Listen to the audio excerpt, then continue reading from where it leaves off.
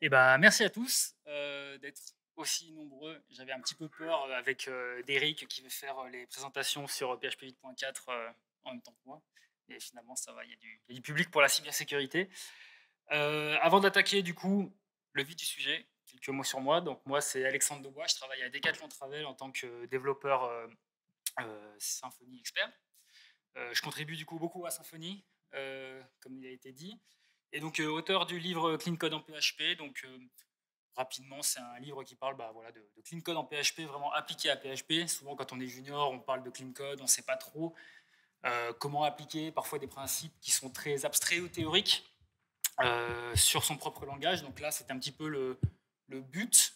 C'était, voilà, vous êtes junior, vous avez envie de faire du clean code, mais vous ne savez pas trop comment vous y prendre dans la pratique pour de vrai. Du coup, on répond un petit peu à ces questions dans ce livre-là. Donc si jamais vous voulez en parler, ce serait avec plaisir. Du coup, Decathlon Travel, ça fait un mois que j'y suis, mais avant ça, j'ai eu d'autres expériences, évidemment. Et dans ces autres expériences, notamment, il y a eu plusieurs moments où on a fait ce qu'on appelle des pen tests. Alors, je ne sais pas si vous savez un petit peu ce que c'est des pen tests. Est-ce que vous en avez déjà fait ou déjà subi?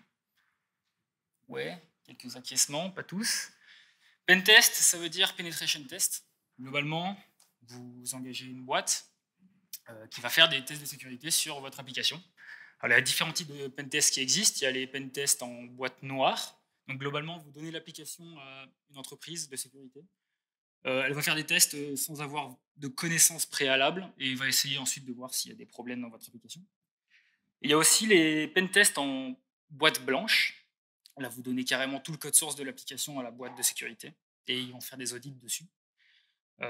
Et donc, c'est quelque chose qui est très courant, notamment quand quand vous répondez à des offres des marchés publics. Les marchés publics demandent très régulièrement de faire ce genre de choses. Et à Decathlon aussi, c'est quelque chose qui est très important pour beaucoup d'applications. Decathlon Outdoor ou tout ce genre de choses subissent très régulièrement des pen tests à raison d'une fois par an ou moins. Bref, en général, les pentests, ça se passe quand même plutôt bien. En tout cas, j'ai eu de la chance d'être dans des entreprises où ça se passait très bien. Rien vraiment à signaler. Alors parfois, il y a un petit peu des choses qui ne vont pas forcément, mais globalement, ça va. C'est des choses qui sont assez rapides à corriger. Donc, ça le fait. Ça le fait, mais évidemment pas toujours. Sur une des applications sur laquelle j'ai travaillé, il y avait un problème au niveau de l'upload des fichiers. Alors, l'upload des fichiers, parce que on vérifiait des trucs, mais pas trop. Donc on avait différents cas, on avait notamment sur les nouveaux endpoints, là ça allait à peu près. Sur les anciens endpoints, c'était open bar. Et après, comment ça allait être pour les endpoints futurs. Donc il y a fort à parier que du coup ça va se passer un petit peu comme les nouveaux endpoints, mais voilà, on avait quand même un petit peu des lacunes au niveau de la sécurité parce qu'on vérifiait, comme je vous ai dit, pas grand-chose. On va vérifier la taille du fichier potentiellement, on va vérifier le mean type, on va pas forcément plus loin. Alors qu'il peut y avoir des cas où juste vérifier le mean type, c'est pas suffisant. Par exemple, les archives. Mais ça, on va voir juste après. Donc, on avait 3 options. On a reçu le rapport du pentest. On nous a dit, voilà, il y a ces trucs-là, il faudrait les corriger. Donc, on a 3 options. La première, c'est tout laisser. Voilà, tant pis. Mais ça plaisait bien aux développeurs, ça plaisait pas trop aux clients. Bon, c'est pas trop l'option qui a été retenue.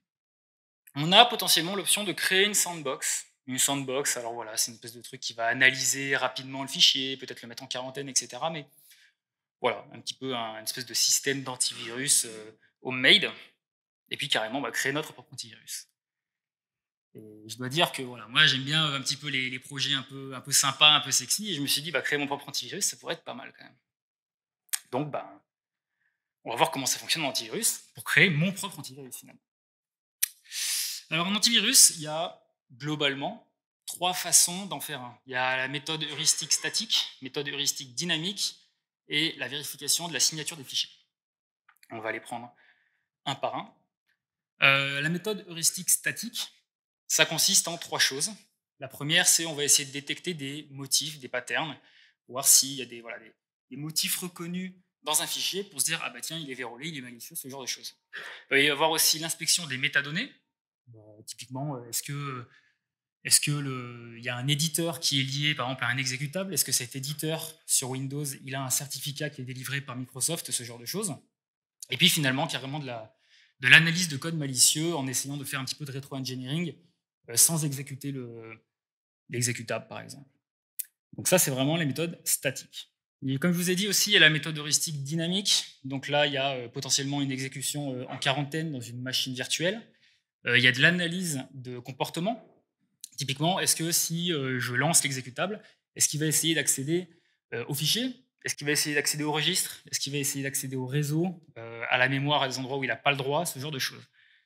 Ça, c'est la méthode dynamique qui peut même être aidée grâce au machine learning. C'est un des grands domaines d'application du machine learning à notre époque. C'est voilà, on va mettre le fichier, on va tout analyser, on va entraîner une IA dessus, et se dire est-ce que bah, tiens, ce comportement il est un petit peu suspect ou ce genre de choses. Il y a des gros avantages à ça, c'est que du coup il y a une détection qui est proactive. Voilà, on n'a pas, par exemple, dans la méthode dynamique, on n'a pas encore exécuté le fichier dans la vraie machine, on va le faire dans la quarantaine, donc on peut détecter avant qu'il y ait un problème. Ou alors avec la méthode statique, carrément, on n'a même pas besoin d'exécuter le fichier pour savoir s'il y a un problème. Et puis on n'est pas vraiment dépendant aux mises à jour. Parce que finalement, des comportements sur un exécutable, il n'y a pas des nouveaux comportements qui sortent tous les jours. Je veux dire, il y a l'accès mémoire, l'accès réseau, l'accès fichier, mais des nouveaux accès, ce n'est pas tous les jours non plus qu'il en sort. Donc du coup, globalement, quand on a un truc qui fonctionne, ça fonctionne assez longtemps. Mais c'est super dur à mettre en place, comme vous pouvez l'imaginer. Il y a des faux positifs, il y a des faux négatifs. C'est des méthodes heuristiques, donc c'est un petit peu comme la PNL. Quand on vous dit par exemple, ah bah tiens, si telle personne regarde en bas à droite, c'est qu'il est en train de mentir, s'il se touche le nez, c'est qu'il est en train de mentir, ce genre de choses. Tout ça, c'est des indices qui, mis bout à bout, vous disent potentiellement la personne est en train de mentir, mais c'est jamais quelque chose qui est 100% sûr. Bah là, c'est un peu pareil. Vous avez beau avoir analysé le comportement, ça ne veut pas dire que c'est forcément vérolé. C'est des probabilités. Bon, ben, on va pas faire ça. C'est trop compliqué à mettre en place, comme je vous ai dit, faire la quarantaine, essayer de faire de l'analyse comportementale, ce genre de choses, c'est un peu compliqué. Mais les antivirus, comme je vous ai dit, il y a une troisième façon de faire, c'est la vérification des signatures de fichiers, qui marche pas trop mal. On va voir comment. En fait, on va calculer le hash d'un fichier et on va regarder si ce hash se trouve dans une base de données préétablie de fichiers vérolés. On a juste à faire une comparaison. Alors rapidement, un hachage, est-ce que c'est de l'encryption ou alors du chiffrement? Le mot encryption en français n'existe pas, on dit du chiffrement en français. Eh ben non, c'est pas la même chose évidemment. Il y a le chiffrement et il y a le hachage. La grosse différence, c'est que le chiffrement, c'est quelque chose qui est réversible et quand un fichier est chiffré, il contient l'intégralité des données du fichier de base. Dans le hachage, c'est pas réversible et c'est juste une toute petite empreinte du fichier qui est générée, peu importe la taille du fichier. Que le fichier fasse 10 Tera ou qu'il fasse 5 mégas, la taille de l'empreinte sera la même. Alors des algorithmes de hachage, hein, vous en connaissez sûrement, il y avait MD5, SHA-1, SHA-256, il y en a plein d'autres. Et un hash de fichier, ça ressemble par exemple à ça. Donc là, je vous en ai mis un par ligne.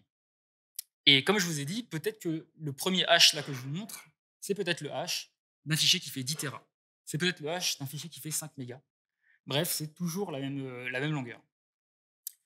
Les avantages de ça, c'est que c'est super rapide. Bon, alors évidemment, il faut calculer le hash, mais à part ça, une fois que vous avez le hash, si ce hash-là se trouve dans une base de données de fichiers vérolés, bah, c'est super précis. Il n'y a pas de collision, il n'y a pas des exceptions, mais bref, il n'y a pas de possibilité d'avoir deux hashes similaires pour deux fichiers différents. Donc si la signature se trouve dans la base de données, c'est que c'est bon. Et en plus de ça, c'est super rapide à mettre en place. Parce qu'il suffit d'avoir la base de données, calculer le hash, et puis bah, finalement, c'est fait. C'est fait, sauf que bah, où est-ce qu'elle est la base de données? Il faut la récupérer. Et ça, on l'a pas. On l'a pas parce que, bah, évidemment, déjà, ces bases de données, c'est des trucs que peuvent faire potentiellement payer les boîtes de sécurité qui sont spécialisées là-dedans. On l'a pas parce que c'est des gigas et des gigas de données qu'il faut potentiellement traiter, vérifier, etc. On a laissé tomber. Parce que, bah, encore une fois, c'était trop compliqué. Mais est-ce que vraiment on en a besoin de tout ça? Est-ce qu'on a vraiment besoin de créer notre propre antivirus? Alors ok, je suis d'accord, le projet il est un peu sexy, on peut se dire, vas-y, faire mon propre antivirus, c'est quand même sympa. Mais est-ce qu'on en a vraiment besoin? parce que bon, ok, le client, il est sympa, il dit prenez du temps pour corriger cette faille, mais prenez pas non plus 3 ans, quoi. On n'a pas vraiment besoin parce qu'en fait, tout ça, on est sur une application qui est un back-office qui est privé, où tous les utilisateurs sont authentifiés. Et en plus de ça, on restreint déjà le type de fichier, et en plus de ça, notre serveur web va pouvoir restreindre aussi potentiellement des fichiers trop gros ou ce genre de choses. Donc en fait, on n'a pas forcément besoin d'aller si loin dans l'analyse, parce que si quelqu'un fait une dinguerie, eh ben, on pourra le retrouver. On pourra se dire, ah bah oui, c'est lui qui a uploadé le fichier, c'est lui qui a mis un virus sur notre application, et puis après, le client, s'il a envie de porter plainte, il fait ce qu'il veut. Donc, l'antivirus, on abandonne. Mais on peut quand même partir sur la sandbox. La deuxième solution. Parce que la première, c'était tout laisser cramer. On va pas faire ça. La sandbox, très rapidement, c'est un truc dans lequel on envoie le fichier, il fait des analyses, et il dit c'est OK, c'est pas OK. Voilà, c'est entre guillemets aussi simple que ça. Le fonctionnement est simple, la mise en place peut-être un peu moins. On va se concentrer donc sur la mise en place, et on va aller un petit peu dans la technique, et un petit peu voir comment les choses sont faites. Alors, je vous préviens, je vous montre des bouts de code qui sont en PHP, mais en réalité, ce talk, il est assez stack agnostique. Vous pouvez faire tout ça dans n'importe quel langage. Globalement, je vais utiliser quasiment aucune fonction de PHP qui est propre à PHP. Donc, vous pouvez mettre ça en place n'importe où. Ok, donc la première étape pour faire cette sandbox, c'est créer un répertoire de sandbox. Un répertoire là où on va mettre notre fichier pour l'analyser. Un peu de code. Donc on va commencer par créer donc notre classe FileSandbox avec son constructeur qui va définir une racine où on va mettre en gros tous nos fichiers, quoi. Et ensuite on va avoir l'initialisation de cette sandbox. Donc on va créer un dossier avec un nom unique, on va loguer tout ça potentiellement.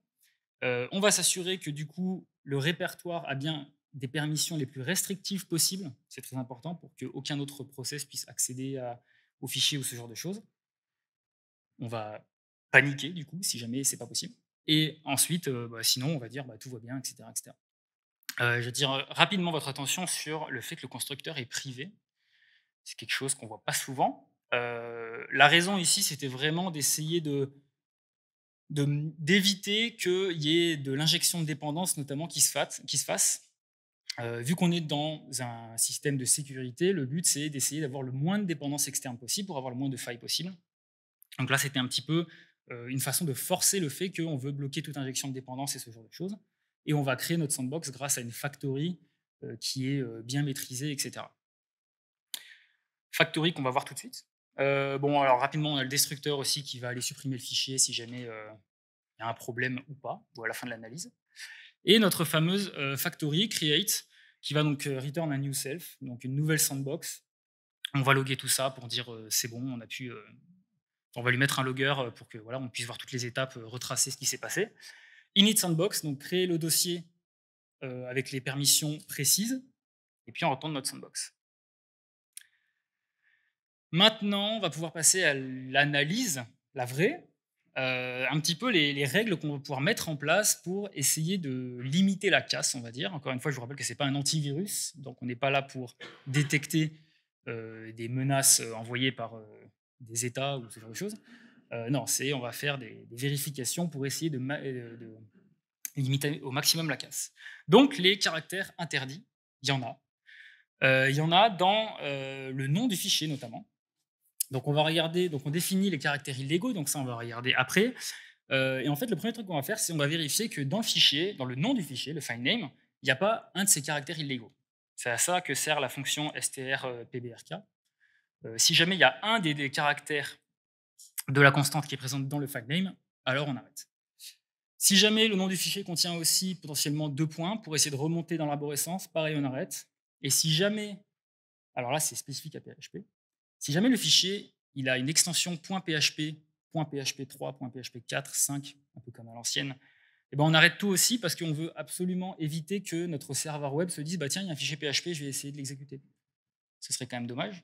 Donc du coup, on s'est dit tout ce qui finit par PHP, on dégage, parce que potentiellement le serveur web pourrait rechercher tous les fichiers qui finissent par .php quelque chose et essayer de l'exécuter. Donc ça, on arrête. Un petit point du coup sur les caractères illégaux, donc on a quelques-uns, vous les connaissez sûrement. Il y a le caractère nul, les différents slash, il y a l'étoile, le dollar, le saut de ligne, la tabulation, le retour chariot, les guillemets et le point virgule. Tout ça, c'est globalement des caractères qui n'ont rien à faire dans un nom de fichier, normal en tout cas. Donc, si jamais ils y sont, on arrête tout, c'est pas la peine d'essayer. Ensuite, du coup, une fois qu'on a fait la vérification sur le nom du fichier, on peut aller commencer à écrire le fichier, à copier le fichier dans notre répertoire de Sandbox. Alors ici, voilà, ça utilise le SPL file info. Du coup, on va récupérer le fichier, on va écrire l'intégralité dans notre dossier Sandbox. Si jamais il y a un problème, encore une fois, on arrête, on appelle le destructeur et on supprime le fichier qui vient d'être uploadé, bref, ce genre de choses. Et finalement, on s'assure que notre fichier, on puisse lui mettre les bonnes permissions.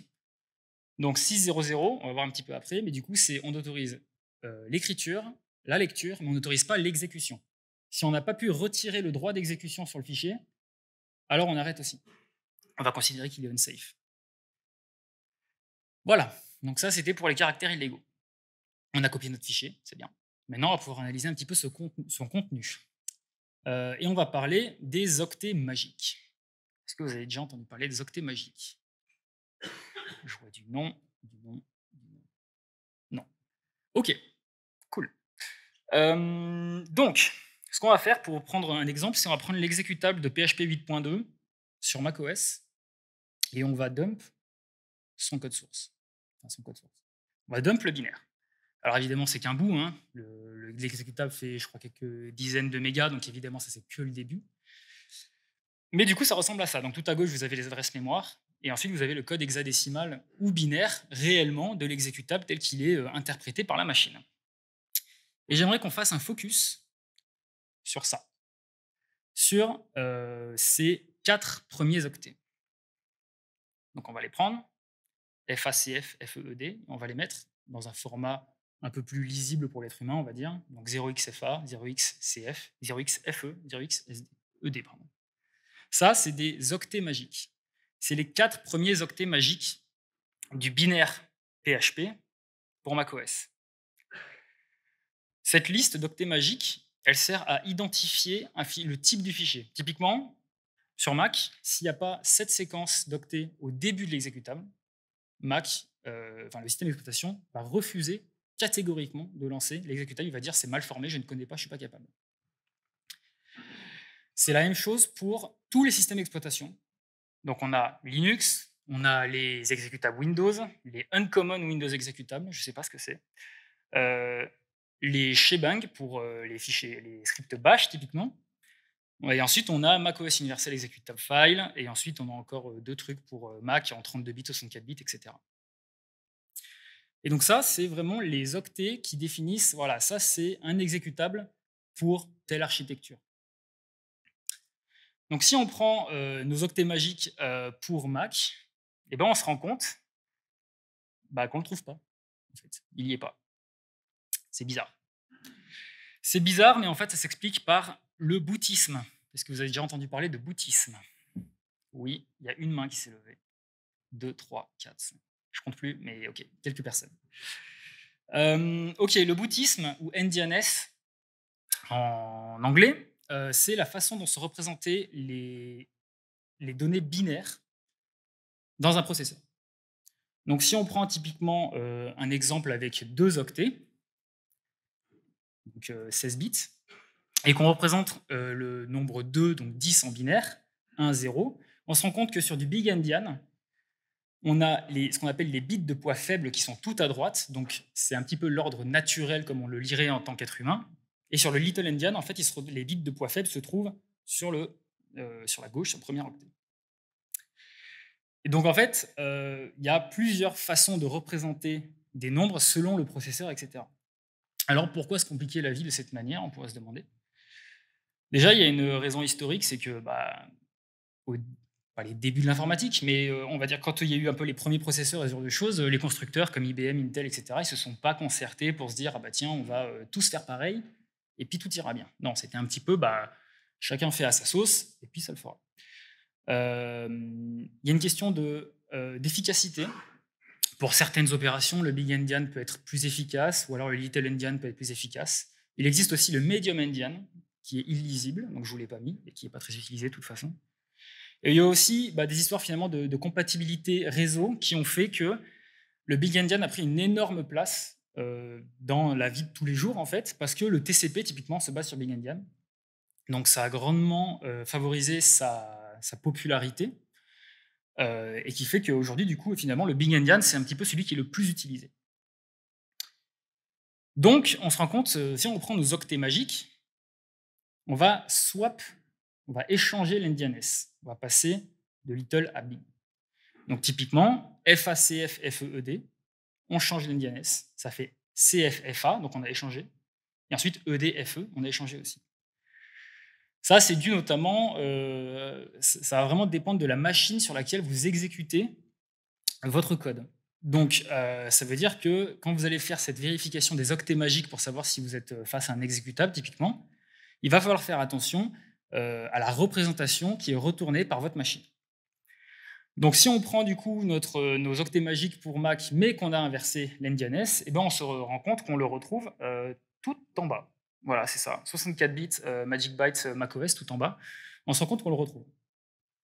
Alors, pourquoi avoir fait ça? C'est évidemment, on aurait pu utiliser par exemple le Symfony Mime pour récupérer le mime type, ou alors faire appel à file, la commande file en Linux, bref, ce genre de choses.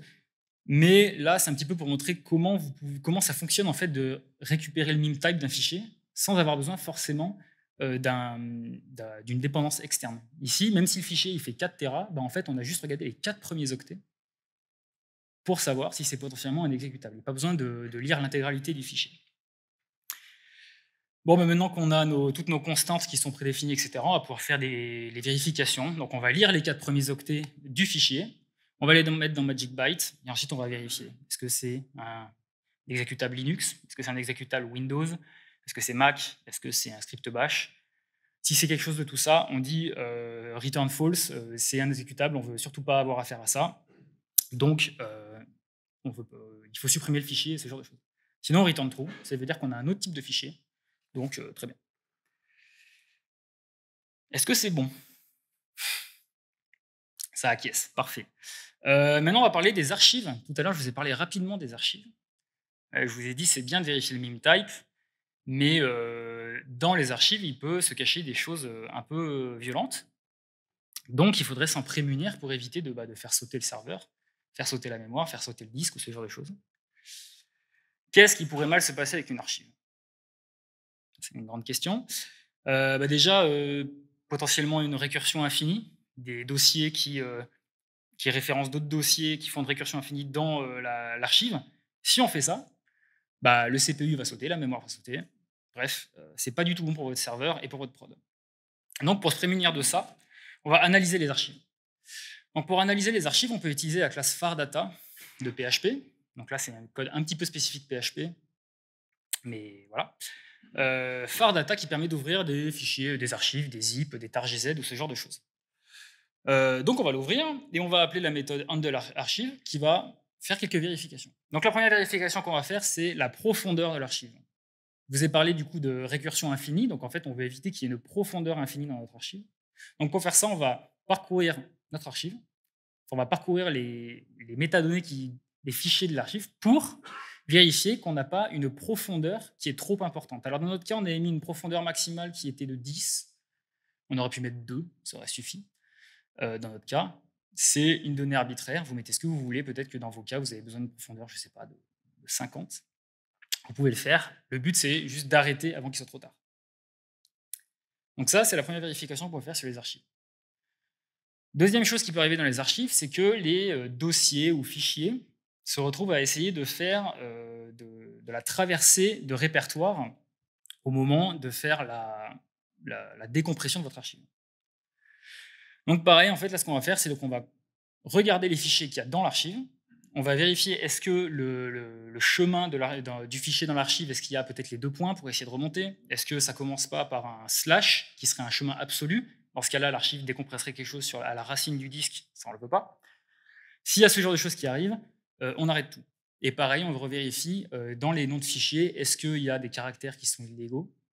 les mêmes qu'on a vu tout à l'heure, on fait la même vérification. S'il y a un caractère illégal dans un nom de fichier de notre archive, alors on arrête tout aussi.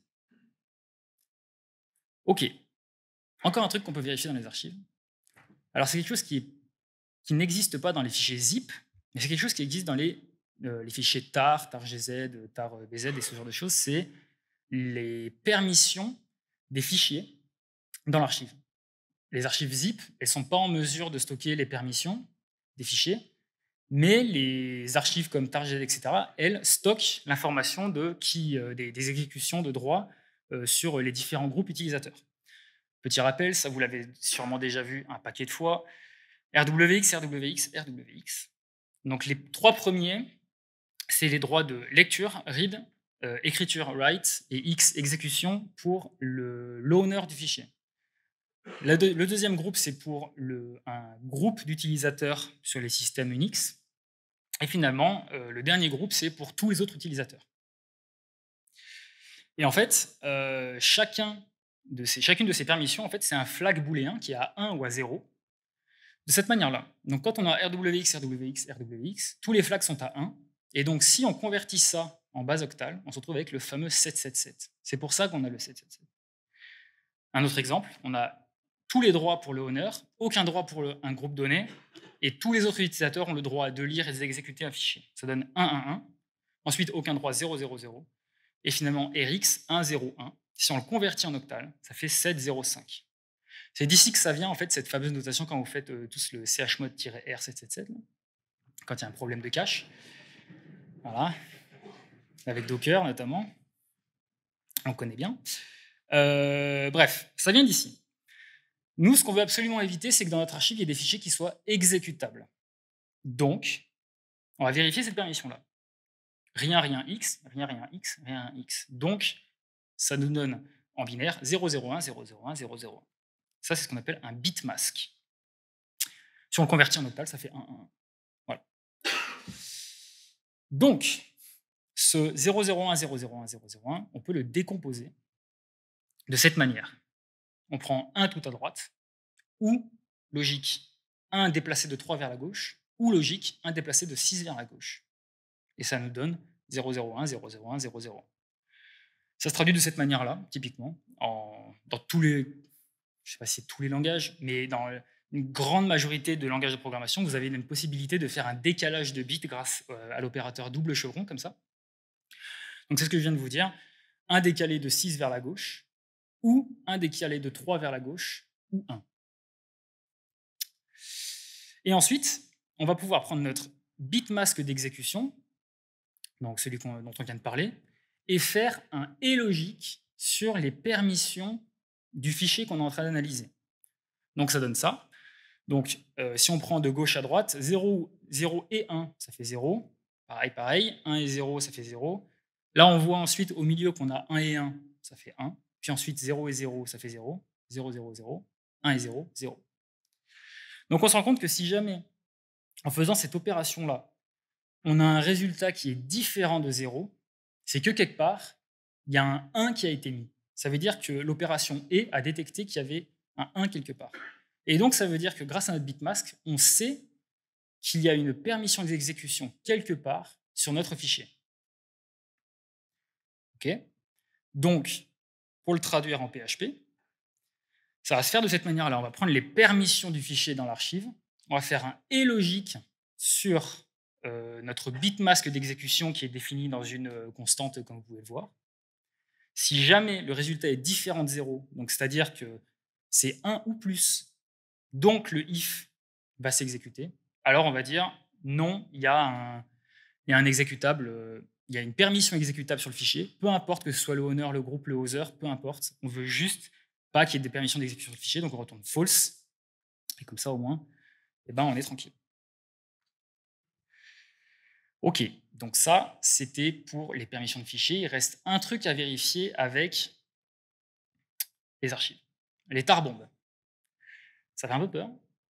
En réalité, les tarbombes, c'est lorsque vous allez extraire une archive et qu'elle ne va pas s'extraire dans un dossier particulier. Donc, c'est-à-dire qu'en fait, vous allez l'extraire et du coup, il y a tous les fichiers qui se retrouvent à la racine et il y en a dans tous les sens, et ça met le bazar. Alors, comment se prémunir de ça? On a de la chance en PHP, c'est que la classe qu'on a utilisée, FarData, à aucun moment les données ont été extraites. La classe, elle va simplement aller lire ce qui se passe dans l'archive sans jamais extraire. Donc en fait, on n'a pas ce problème d'extraction de données qui pourrait venir mettre le bazar sur notre serveur, parce que c'est ça qu'on veut éviter.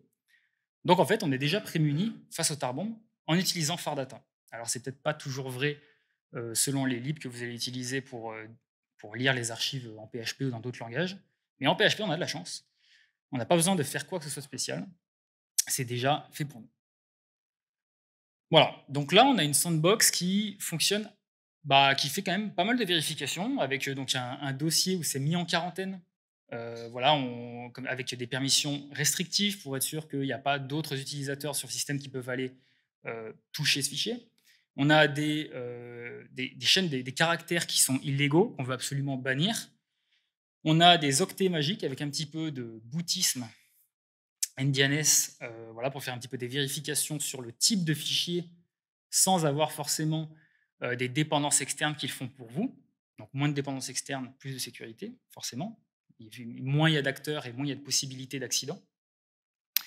Sachant que pour les octets magiques, c'est aussi valable, c'est pas que les exécutables, hein, c'est aussi les images JPEG, les images PNG, les fichiers PDF. En fait, dans l'immense majorité des fichiers binaires comme ça, il y a des octets magiques qui permettent de dire je suis un fichier JPEG, je suis un fichier PDF, je suis un... Bref, ce genre de choses. Et finalement, du coup, on a vu comment gérer un petit peu les archives aussi, qui peuvent poser quelques soucis. Mais finalement, quand on met un petit peu tout ça bout à bout, même si encore une fois, c'est pas parfait, on se rend compte qu'on a quand même éliminé plein de potentiels problèmes. Encore une fois, je vous rappelle que c'est un back-office qui est privé et avec des utilisateurs qui sont authentifiés. Donc forcément, s'il y a un problème, on sait qui est le problème. Si vous avez besoin de plus de sécurité, j'en ai parlé hier avec Kevin Dinglas, qui fait une conférence ici juste après, vous allez la voir, où on discutait justement de s'il faut aller plus loin que ça. Typiquement, imaginez, vous faites un site comme WeTransfer où n'importe qui peut uploader n'importe quoi, ou un Google Drive, ou ce genre de choses. Vous avez besoin de plus de sécurité, vous avez besoin d'un vrai antivirus. Il existe des solutions, typiquement ClamAV, ça s'appelle. C'est une espèce de serveur que vous pouvez faire tourner en démon et en fait auquel vous envoyez des fichiers à travers des sockets, TCP, Unix, etc. Et qui, lui, fait un vrai travail d'antivirus avec une vraie base de signature de virus et ce genre de choses. Si vous avez vraiment besoin de plus de sécurité, vous avez cette possibilité-là. Par contre, il faut se dire que ça met plus de temps à setup.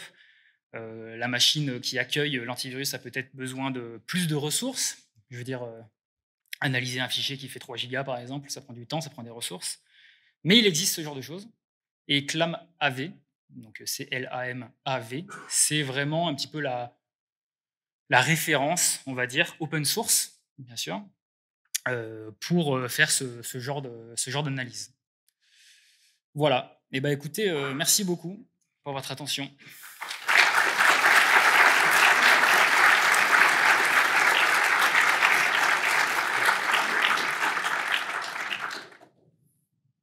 Si vous le désirez, nous avons 5 minutes pour quelques questions. Merci Alexandre, c'était super intéressant. Là, j'ai ma casquette de développeur, j'ai trouvé ça génial, c'est super. Là, je l'enlève et je suis un utilisateur. Comment tu m'expliques que je uploadais un fichier qui a un problème selon le système en tant qu'utilisateur lambda qui n'est pas technique? Qu'est-ce que tu leur montres? Enfin, dans ton cas, en tout cas, qu'est-ce que tu leur montres comme type d'erreur? Alors, si on peut remettre potentiellement mon écran, s'il vous plaît. Typiquement, est-ce que ça peut être là? On va regarder ça, par exemple. Stop on unsafe, on peut voir là, c'est une méthode, en fait, c'est une méthode qui va throw une exception avec un message, à chaque fois, vu qu'on fait des vérifications très granulaires, on a la possibilité de mettre un message très précis. Typiquement ici, le nom du fichier ne doit pas contenir des caractères illégaux. Alors potentiellement, effectivement, si un utilisateur peu expérimenté, on peut mettre la liste, etc. Et après, tu peux la remonter avec des exceptions et ce genre de choses classiquement, quoi. Voilà. Merci, c'était vachement intéressant. Moi, j'ai une question, c'est sur la vérification des noms de fichiers. Pourquoi tu prends l'approche d'une blacklist et pas d'une whitelist? Est-ce que c'est vraiment pertinent de permettre un fichier qui a des caractères en cyrillique ou des caractères chinois, mais aussi comment tu gères les encodages qui ne sont pas en ASCII, en UTF-16 ou en UTF-32. Là, il n'y a rien de spécial qui est fait pour les gérer spécialement. La whitelist, oui, effectivement. Alors en sécurité, on a toujours tendance à dire on ne fait pas des blacklists, faites plutôt des whitelists. De manière générale, ça c'est toujours le conseil de base. Il vaut mieux tout interdire à un utilisateur et lui autoriser granulairement plutôt que l'inverse. Là, c'est vrai que après, avec la quantité de caractères qui existent, ça peut être compliqué de faire une whitelist pour tous les encodages. Alors c'est peut-être pas parfait, mais au moins dans ces caractères illégaux, on peut retrouver des trucs un peu classiques comme les guillemets ou des séparateurs de dossiers. C'est pas parfait, mais ça fait encore une fois, c'est pas fait pour tout détecter, mais ça élimine déjà pas un maximum, mais une bonne quantité de problèmes qui pourraient arriver, quoi. Voilà. Bonjour, merci pour la presse. Moi, j'avais juste une petite question qui déborde un peu sur ce que tu as dit au début par rapport au hachage. Il n'existe pas des services comme I have been pwned où tu transfères juste ton hash et le service te répond si potentiellement c'est un virus ou non. Il en existe. Je n'ai plus le nom, mais c'est pas du tout compliqué à trouver sur Google. Hein. Ça se trouve vraiment très rapidement. Il y a un service, c'est juste qu'il est payant. Il y a des services qui existent effectivement où tu peux uploader ton fichier ou ce genre de choses et il va te faire typiquement une analyse antivirus avec genre 30 antivirus et te faire un rapport. Et encore une fois, c'est aussi une solution qui est possible si jamais il y a vraiment un besoin plus loin de sécurité. Mais peut-être que ça vaut quand même plus le coup de faire tourner une instance de ClamAV, comme je disais, où il y a un peu plus de contrôle, où on a vraiment toute la stack chez nous, quoi. Mais c'est vrai que si on a un besoin de vitesse et que les moyens financiers ne sont pas forcément une contrainte, ça peut être une solution tout à fait viable d'envoyer un service tiers qui fait un check avec 30 antivirus et qui te renvoie le rapport. Et après, à toi de voir, de dire peut-être, tiens, s'il y a 3 antivirus sur 30 qui me disent que c'est verrouillé, j'arrête, ou ce genre de choses. Transfert du hash, je sais pas. Je sais qu'un service existe, tu peux envoyer le fichier, ça fait toute l'analyse. Le hash, je suis pas sûr, mais ça m'étonnerait que personne se soit mis sur le créneau quand même. Dernière question.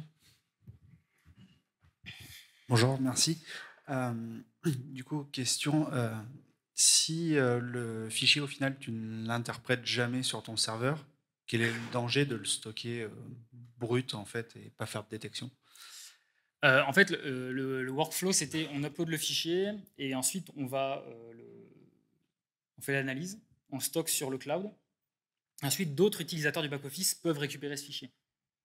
Donc le but, c'est empêcher que du coup ce soit... Enfin, il y a le côté tarbombe, etc. pour un petit peu éviter de foutre le bazar sur notre serveur, mais il y a aussi le côté, d'autres utilisateurs peuvent télécharger le fichier et donc il faut essayer de les protéger au maximum aussi. Mais encore une fois, ce sont des utilisateurs connectés qui peuvent télécharger le fichier, donc c'est pas public. Donc ce qui fait que la menace est un peu moindre parce que c'est pas accessible à tous le fichier de toute façon. Merci beaucoup, Alexandre.